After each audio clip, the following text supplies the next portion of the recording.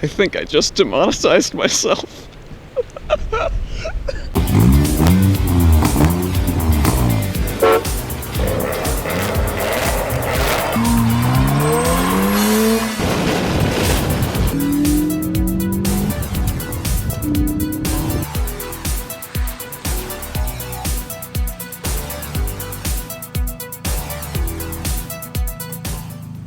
Hey guys, it's ERBOI, and with the plethora of other Focus content we have had lately, you can imagine that that's what we're going to be doing today. So on the agenda today, we're looking at an intercooler upgrade right there, and also a switch to Cadillac horns right there, which if you forgot what they sounded like, listen to them on my car right now. But first thing is first, in order to do both modifications, we're going to have to take off the front bumper of the Focus, which means taking off the headlights and pretty much everything, because since it's a modern car, everything is squished towards the front. Now, while an intercooler may admittedly seem like a bit of a boring mod for exactly how much I've been hyping up the modding of the Focus, it actually makes a lot of sense when you learn more about how turbocharged cars work. So as you may or may not already know, my brother's Focus ST is in fact turbocharged, which means that air is important to it. Now with a turbocharged car, you have a radiator as any normal car would, which of course cools down your engine by having fluid go through this big metal grate at the front of it, so that way the engine could get some active cooling.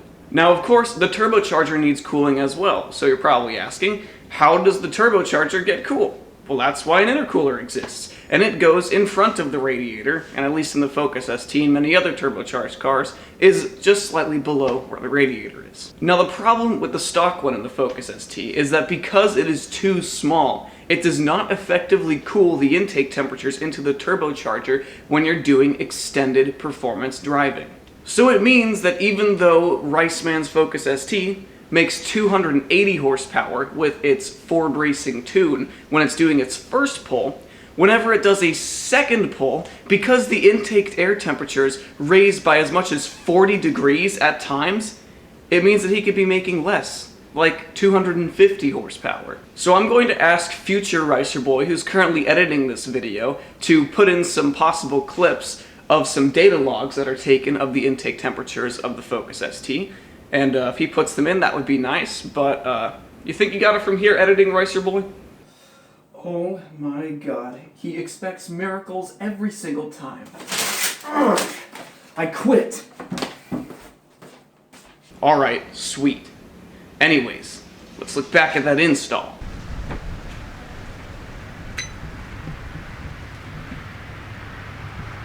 I think I just demonetized myself. But hey, since I'm bored and need some time to kill, and my brother is showing his butt crack off to the world, might as well do some updates on the fabled Rice Rocket project. So even though currently my scooter is jammed behind a space heater and a fan, what I do remember saying in the first intro video to this project idea was that we were going to have my brother build his first to see exactly how the mechanicals work out. And something that I can proudly say is that his is done. But at least as you can see here, this scooter does have a plethora of features. It of course has a keyed ignition with a voltage meter, a headlight, the all-important 800-watt electric motor which is zip-tied on, and a chain guard so that way you don't tear off your foot while you're riding this thing. And while of course I don't want to spoil it too much by taking it for a rip right now, I do have a video that displays exactly how fast this little beast is.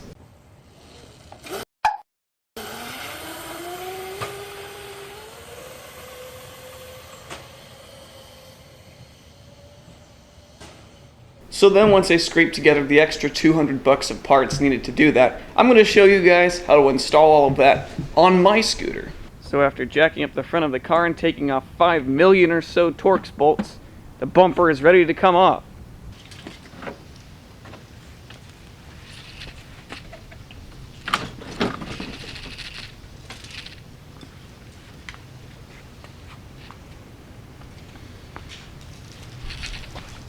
Well, I think we found an authentic sticker from the Ford factory. Says LT header EI. If you know what that means, tell me. Well, now you can see what makes this thing tick.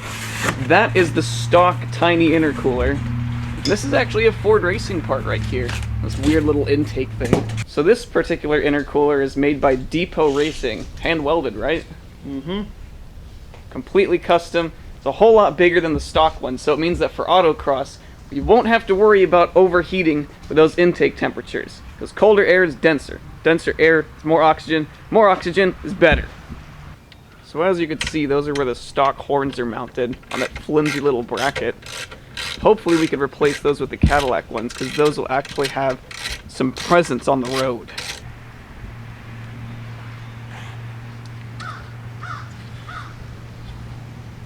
So we had to spend a little bit of time modifying the combination pressure temperature sensor for the intercooler, which goes in right down there.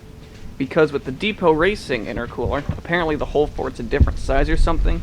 It's actually a good thing that we're modifying it, because we've had a problem with it before where the connection for it didn't work out and the car went into limp mode. But we're getting closer and closer to replacing that intercooler. That's thick. So now we have all the mounting brackets that we need on the intercooler, and we also have some other parts that we need to put on.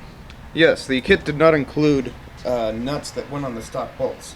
So I substituted a 1/4-inch bolt and the appropriate hardware to install it back on the car. Yep. So listen up, Depot Racing. Now it's time for the part that everyone has been waiting for. Yay!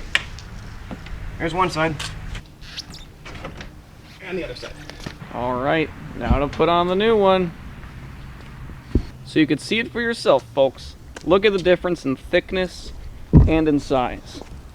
This is very, very, very clearly an upgrade. So if you happen to want the little stock intercooler, hit us up, it's for sale. Now look at how much better that looks. That's theoretically the biggest intercooler you could fit on one of these cars, since it goes right up to the crash bar and is the perfect width for the charge pipes. Definitely a very smart upgrade before springtime autocross. So now with the new intercooler all installed, we can do something that we were actually going to do the day that we installed the badge stickers. And that's going to be installing some fog light tint. Now this was another nice little Christmas present from yours truly, and of course with the bumper off it'll make it that much easier to install on these tints. So if we could ignore all of those scrapes over there, we can see that the fog lights are still in.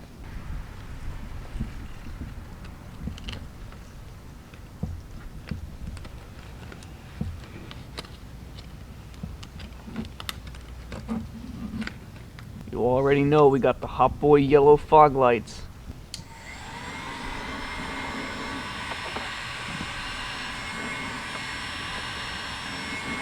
So it seems that unfortunately today we do not have enough time to put on the Cadillac horns, but we still got a lot done.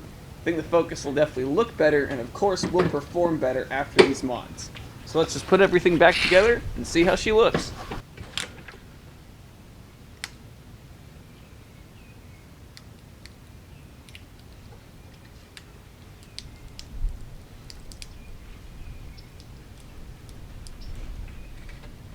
So that should just about conclude all the work that we're going to be doing today. Now that we're back on the ground, you can see that huge intercooler, and of course the yellow fogs. So an idea that we have is maybe for the future, we might do a lower grill delete, which will expose the intercooler.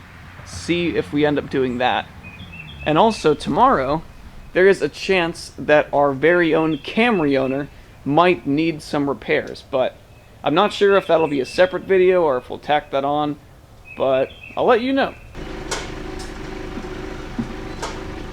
So at least on this early morning we have more car work ahead of us, as the Camry right there needs a new power steering belt and a new motor mount. So let's see how to do that work.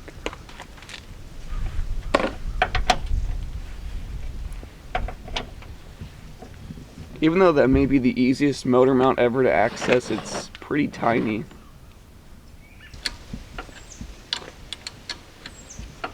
So, to take the motor mount out, you've got to remove this electrical connector because it's in the way. Wait. It's got to pivot around. You're going to get stuck by that.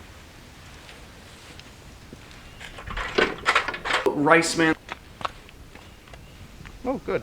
Well, that was easy. Just one bolt there and then the one that went through it. Yep. Looks like a giant lollipop. This looks kind of sloppily made. Yeah, it's just a mold. You can even still see the remnants on that one. Well, we got the licorice lollipop motor mount in. It was actually really easy. So now we can work on the power steering belt, which means taking off the front wheels and jacking up the car. The tire wear appears to be even. So that would be your power steering belt, and So it that's looks the tensioner. This quite is the cracked. tensioner for.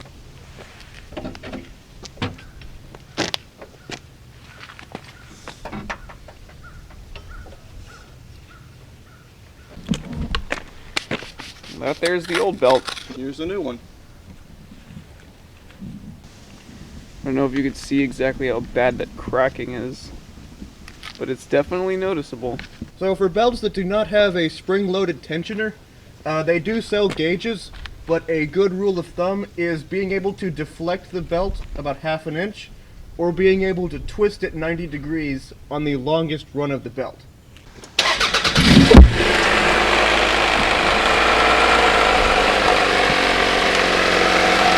Runs like a top. Well, that ended up fixing the elusive slapping noise we were hearing. Well guys, that's the Focus upgraded and a Camry fixed. So as always, thanks for watching, and peace out.